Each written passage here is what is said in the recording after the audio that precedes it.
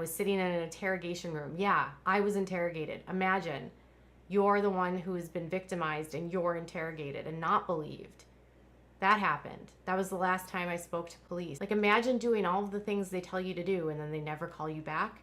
And then you have such bad PTSD from the interrogation that you went through with the cops that you're too scared to actually call the detective to even ask them what's happening. That's what happened. I got so scared and I was so traumatized by what happened in that room with that detective that I never called back because I was petrified of being like accused of lying again. I said I was scared and traumatized. Why would I continue to follow up on something when I'm diagnosed with severe PTSD and can barely function? And when I went for help, they told me I was a liar. Victims shouldn't be interrogated. Why was I interrogated? Why was I placed in a room and berated and told, I don't think you're telling the truth? And then when I finally break down and cry and I tell him, I'm not lying, you're not getting this right, this isn't true, and he finally goes, okay, you're right, but it's going to take a long time, and I'll contact you and I'll let you know, but just know it's not going to happen soon. Would you want to contact a detective that dismissed you and made you feel like what you went through was your fault? Most arrogant officer I've ever met in my entire life. His name was Mike, and I don't remember his last name. I think it was like, I don't even remember. Mike was his first name. And he was a detective with the police department. And he was really cocky, and he talked to me about how he solved all kinds of cases that were like red rum. Like I remember him telling me like, I just solved this recent red rum and I'm a really good detective. I mean, that's literally like how he treated me.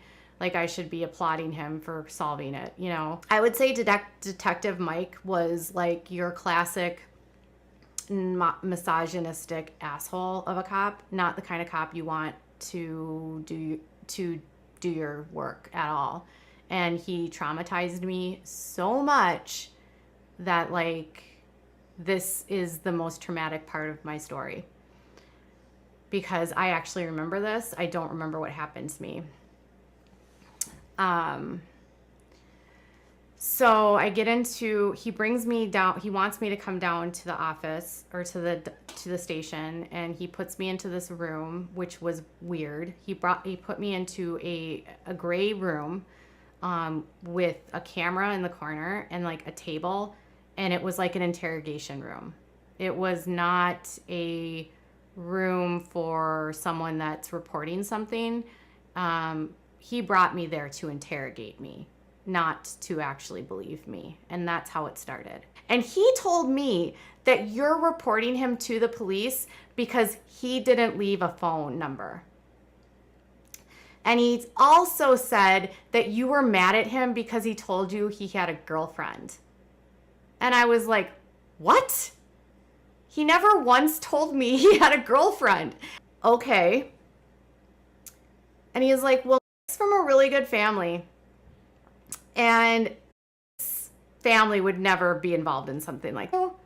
And he's like, well, you have no memory, so you must be lying.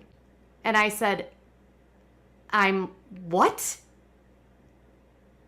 And it went like this for 3 hours.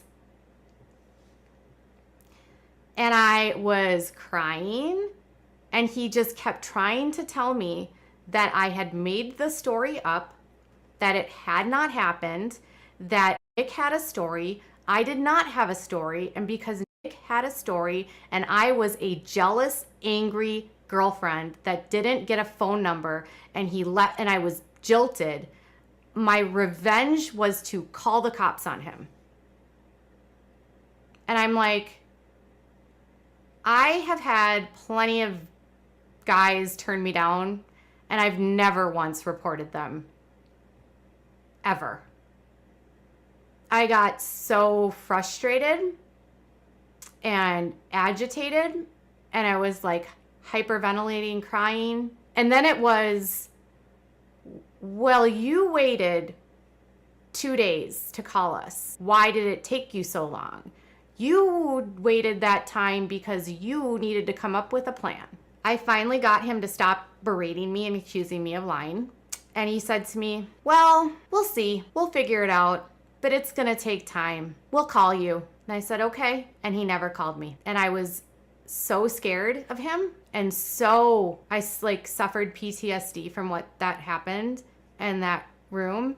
I was actually diagnosed with it by a psychologist for twofold, the PTSD from the actual incident and the PTSD from that interrogation.